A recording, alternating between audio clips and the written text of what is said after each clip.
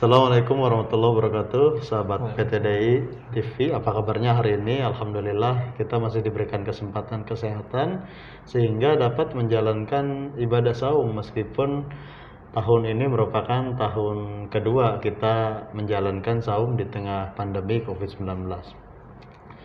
Sahabat PTD TV, kali ini kita berbeda. Kalau sebelumnya kita mengobrol dengan para dosen, praktisi, dan akademisi, kali ini adalah anak muda atau generasi milenial yang akan berbincang-bincang bersama PTD TV tentang dampak positif dan negatif dari media sosial. Sebelum itu kita sapa dulu. Assalamualaikum Adi. Waalaikumsalam. Apa kabar Ardi? Baik. Alhamdulillah sehat ya. Sehat ya, Belum alhamdulillah. batal puasanya ya. Insya Allah belum. Jangan sampai lah. Jangan sampai ya. Iya, harus itu. Harus ya. Kalau dulu mungkin ditanyanya udah batal belum puasanya begitu ya. Iya. Baik sahabat PTD TV, insya Allah kita akan berbincang-bincang dengan Ardi yang mana dia juga sangat menyukai dari teknologi Media digital ya. sosial. Media Iya. khususnya media sosial itu kan ada Lebih- Facebook ya. ada Twitter, Instagram, WhatsApp, termasuk TikTok dan TikTok yang termasuk lain-lain. ya. Iya. Snack video juga termasuk Snack ya. enggak. Oh, enggak. Itu kan buat cari duit biasanya. Oh gitu ya. Tapi snack lagi ramai ya. Iya, Saya gara-gara- itu kalau nonton YouTube kajian-kajian selalu muncul snack itu. Aduh. Ya kan gara-gara dia dapat duit. Oh gitu ya. Iya, coba dah lihat. Pasti dapat duit dia. Oh. Kan lumayan sehari gocap. Oh gitu ya. Aduh. Oke lah, kita akan berbicara banyak nanti tentang media sosial ya, terutama dampak positif Positif dan dan negatifnya. Tetapi sebelum itu, Ardi boleh menyampaikan opening statement kepada PTD TV yang ada di rumah ataupun dimanapun berada, silakan. Ya openingnya sih pertama semoga sehat selalu, tetap jaga kesehatan, jangan pernah yang namanya terlalu berlebihan dalam hal media sosial. Jangan terlalu berlebihan dalam hal media sosial. Nah ini menarik ini, bisa menjadi kata kunci dalam obrolan kita pada hari ini. Baik Ardi, mengenai media sosial ini Iya. banyak data, banyak juga referensi yang menyebutkan bahwa pengguna media sosial A sekian, pengguna media sosial B sekian. Tetapi menurut Ardi, khususnya di kalangan mahasiswa, lebih banyak menyukai tipe media sosial yang mana kira-kira? Kalau menurut Ardi sih kan karena dia juga mahasiswa ya. Iya. Rata-rata sih mereka tuh Instagram, TikTok, Facebook mereka udah mulai jarang dan WhatsApp sih biasanya. Terutama Instagram Instagram ya. Kalau Instagram terutama. itu kan sebenarnya berbasis foto ya. Iya, kan ada Maksudnya video dia juga. ada video dan koleksi foto ya Iya. sebenarnya. Kenapa lebih suka Instagram? Mungkin karena lebih banyak efek di Instastory-nya. Kan sekarang tuh banyak tuh efek-efek yang berlebihan. Iya. Kayak misalkan saya sih nggak jarang pakai kayak muka yang hitam gini atau gimana kan bisa jadi putih atau gimana tuh. Oh gitu Jadi ya. lebih suka ke situ. Sedangkan kalau TikTok kan hanya video. Itu kan video yang ya lebih banyak sih negatifnya. Tapi kalau di Instagram itu dengan fitur yang bisa mengedit ya. Iya. Dan bisa memperhalus gitu ya. Itu seberapa ini ketertarikan orang terhadap fitur-fitur seperti itu dan apa manfaatnya untuk mereka? Mungkin sih sekitar ketertarikannya mungkin yang saya tahu sih 80-90% lah. Itu ketertarikannya ya karena mereka ingin tampil lebih bagus, lebih glowing kan zaman sekarang kan. Ya katanya kalau nggak glowing ditinggal pacar. Jadi Oh, ya gitu. larinya ke situ, larinya ke Instagram. Soalnya kan glowing di dunia asli itu lebih mahal daripada dunia maya.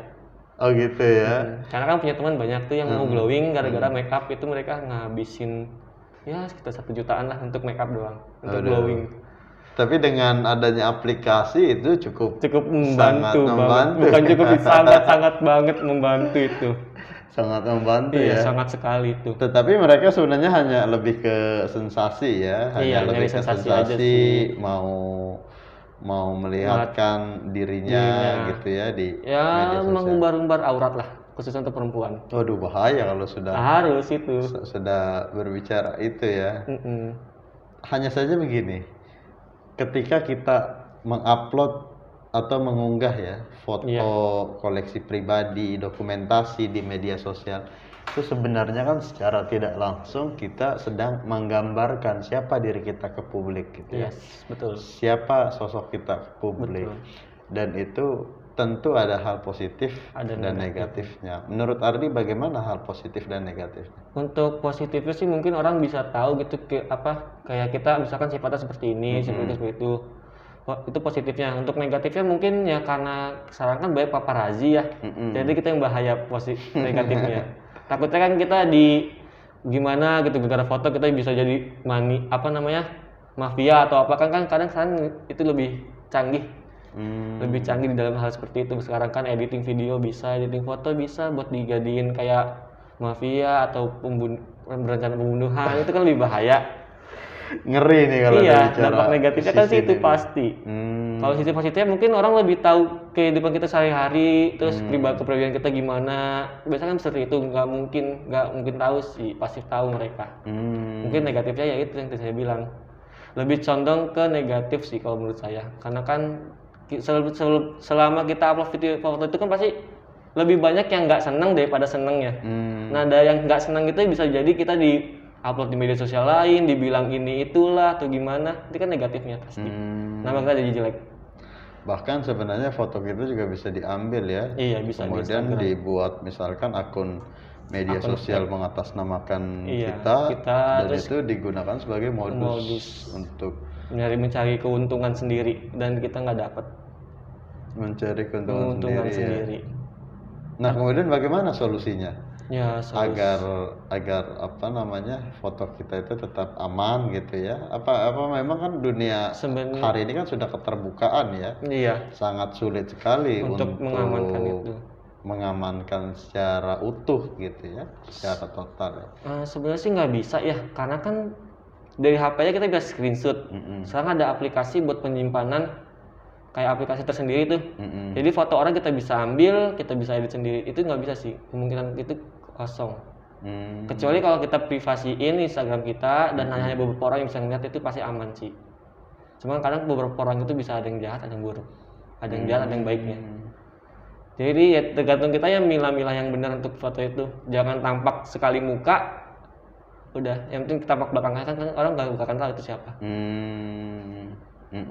Yang penting sih tampak belakang aja, jangan tampak muka banget lah. Jangan terlalu ini ya. Iya, mengekspos muka. Mengekspos semuanya ya. Iya. Nah, kemudian kita berbicara kepada media sosial ya. Selain tadi lebih kepada contoh sehari-hari ya. Iya. Lebih kepada aplikasinya bagaimana media sosial itu digunakan oleh kaula muda hari ini. Nah, menurut Ardi apa fungsi dan peran media sosial hari ini? Fungsi dan peran media sosial hari ini sih sebenarnya kita memperbanyak pertemanan. Fungsinya itu dan perannya itu sih. Jadi kita lebih tahu dunia luas walaupun dalam hanya media sosial. Jadi teman kita banyak, terus pengetahuan kita tentang dunia luar kan juga lebih banyak dibanding kita hanya tergantung ya kata buku. Buku kan hanya sebatas itu. Jadi buku itu ya udah hanya di dalam buku itu aja yang kita tahu, nggak bisa keluar lagi. Kan kita, kalau dalam buku itu kita misalnya mau ketemu misalkan Niagara lah. Air terjun Niagara kan di buku itu hanya penjelasan doang, foto juga jarang. Kalau kita di media sosial kan air terjun Niagara penjelasannya ada, fotonya ada, dan lain-lainnya kan ada biasanya. Kalau di buku kan hanya penjelasan, foto juga dikit, nggak kayak di media sosial. Artinya pertama menambah jaringan, kedua juga menambah wawasan ya. Iya. Nah, khususnya untuk kaula muda nih dan generasi milenial, biasanya wawasan atau pengetahuan apa yang dicari dan didapatkan dari media sosial? Wah, kalau itu sih saya kurang tahu ya, karena kan saya lebih condong mencari informasi, bukan mencari. Nah, Ardi lebih condong atau lebih suka mencari informasi apa, Di? Mencari informasi tentang dunia luar sih. Dunia luar itu maksudnya itu apa? Kayak dunia goib apa? Enggak lah. Itu dunia goib. Itu dunia lain ya. Iya, lebih condong ke ini sih, ke alam. Ke alam. Ke alam-alam kayak alam hutan, terus pegunungan, lebih condong ke situ, petualangan gitu ya. Iya. Karena kan di masa pandemi ini kan pasti berkeluar-keluar kan kalau kita pengen ke luar negeri, ke tempat yang paling bagus. Itu cuma karena kan ada pandemi, jadi kita hanya bisa lihat aja.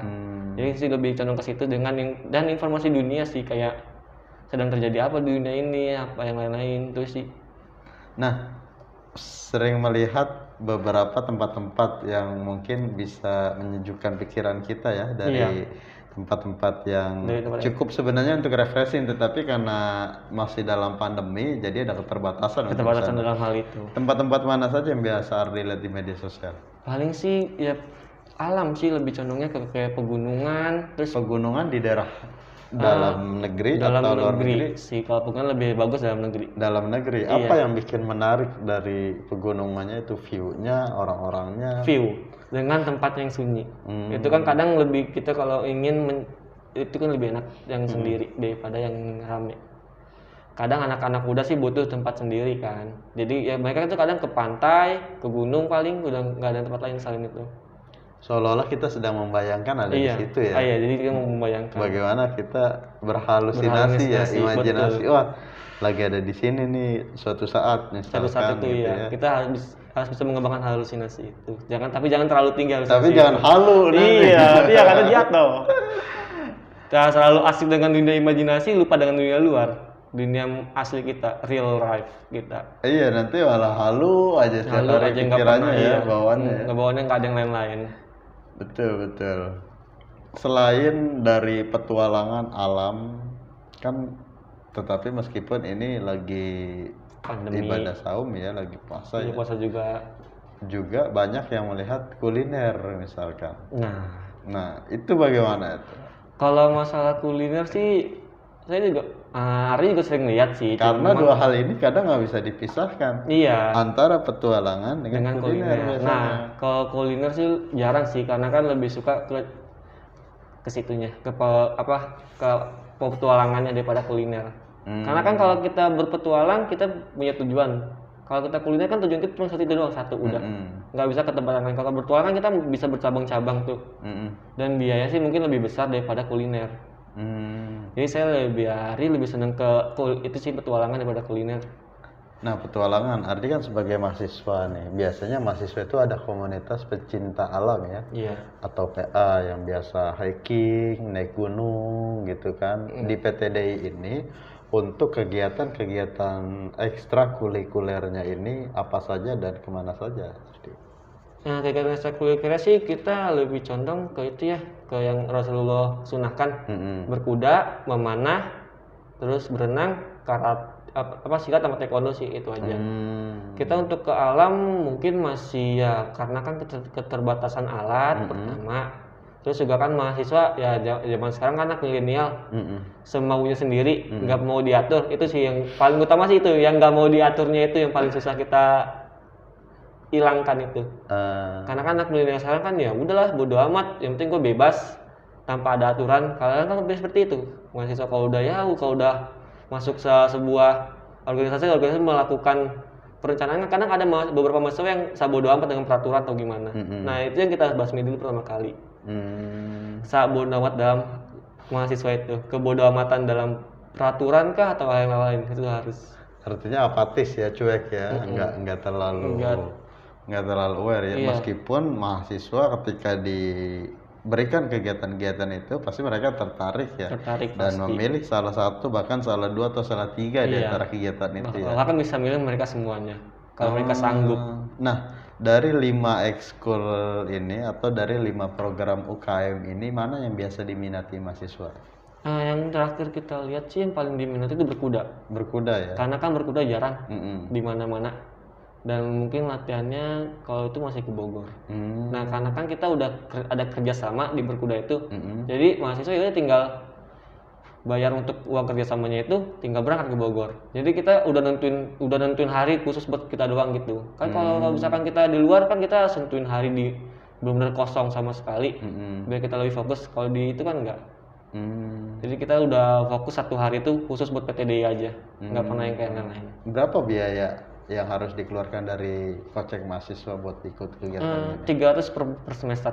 300.000 per semester. Wah, luar biasa, itu sangat terjangkau sekali ya sahabat PTDI ya. 300.000 itu bisa berkuda, bisa Enggak sih, satu aja. Oh, cukup satu ya. Iya, Cukup karena kan kita satu setiap selama satu pertemuannya semester, tetapi ya pertemuannya masih itu yang panjang. terhitung murah sebenarnya, terjangkau ya. Terjangkau. Untuk 300.000 untuk satu semester satu itu. semester ya.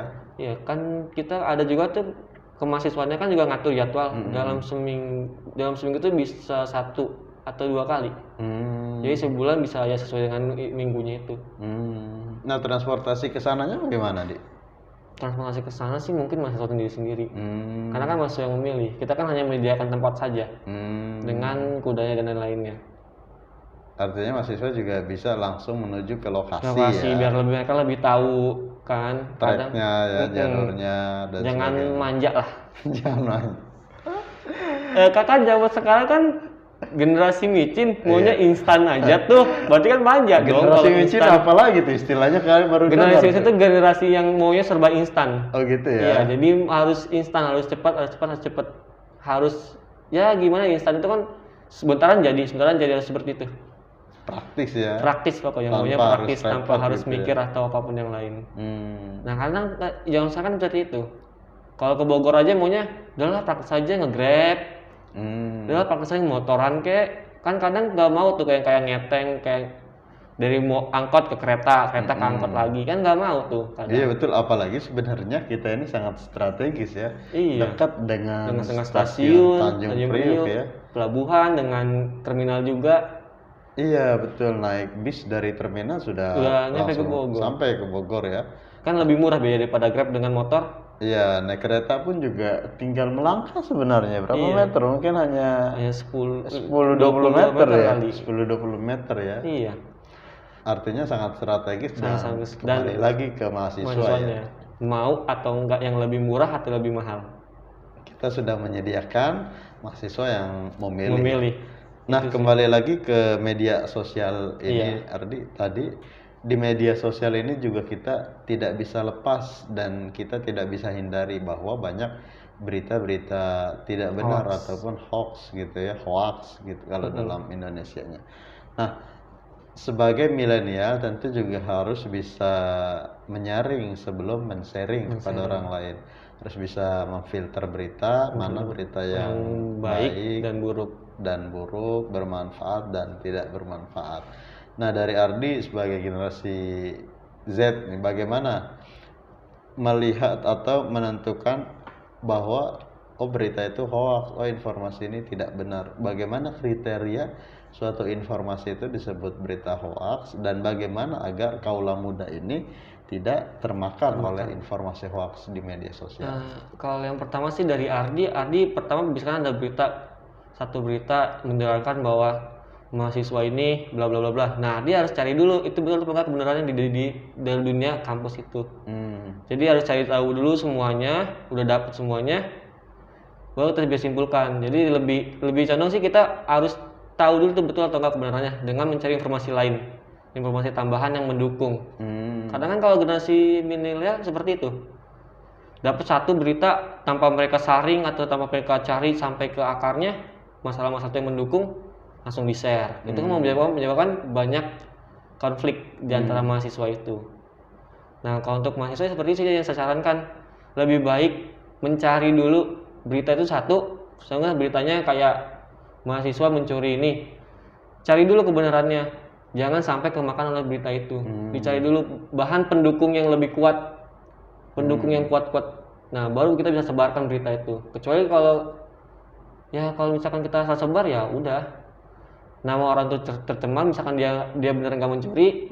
Kedua, nama kita juga bisa tercemar karena mereka tuh yang gimana ya ngomongnya ya, dia sebarkan, cuma nama yang dia sebarkan tuh benar-benar nggak mencuri dan namanya kan tercoret buruk karena menyebabkan berita hoax. Jadi lebih baik kita mensaringnya dulu, mencari informasi pendukung yang kuat, baru kita share. Jangan langsung share gitu aja. Itu artinya harus ada pembanding ya. Harus ada informasi yang lebih kuat lagi. Pendukung sehingga kita mempunyai beberapa sumber ya. Tidak hanya menelan informasi kemudian membagikannya kepada orang lain. Ini tentu tips menarik untuk milenial agar terus berbijak dalam menggunakan media Media sosial sosial. ya. Apalagi ditambah sudah ada undang-undang ITE ya Iya, dan aturan-aturan yang lain lainnya. yang dapat menjerat Menjerat ketika dia seseorang karena menyebarkan berita hoax Berita dan mencemarkan nama baik. dan ada juga Iya. pencemaran nama baik ya. Iya, dan itu kan hukumnya lebih berat daripada berita hoax itu, mencemarkan nama baik. Bahkan dendanya lebih gede. Dendanya lebih besar ya. Waduh. Udah masuk penjara, keluar harus bayar denda. Yang harusnya duitnya buat biaya yang lain-lain kan. biaya lain-lain ya. Iya, makanya lebih baik mensaring dulu sebelum menyebarkan. Nah, ada istilah saring sebelum Sebarkan. sharing. Iya, sharing. Saring. Oke. Tak terasa kita sudah cukup berbincang-bincang lumayan jauh ya tentang media sosial. Tetapi sebelum sampai ke penghujung acara, Ardi boleh menyampaikan pesan kepada kaula muda, khususnya generasi milenial untuk bijak dalam menggunakan media sosial. Silakan. Pesan saya sih hanya satu, jangan terlalu dalam hal media sosial karena itu merugikan. Itu aja sih. Jangan terlalu berlarut-larut ya dengan media sosial, itu merugikan. Artinya waktu yang kita punya dapat digunakan dengan untuk yang lain, dengan yang lebih mendukung aktivitas kita di luar rumah dan lebih produktif tentunya ya. Baik sahabat PTD TV, kita sampai di penghujung acara. Kami dari kru yang bertugas mengucapkan pamit. Kita insya Allah dapat jumpa lagi di lain kesempatan dengan konten dan tema yang berbeda. Wassalamualaikum warahmatullahi wabarakatuh. Terima kasih Ardi.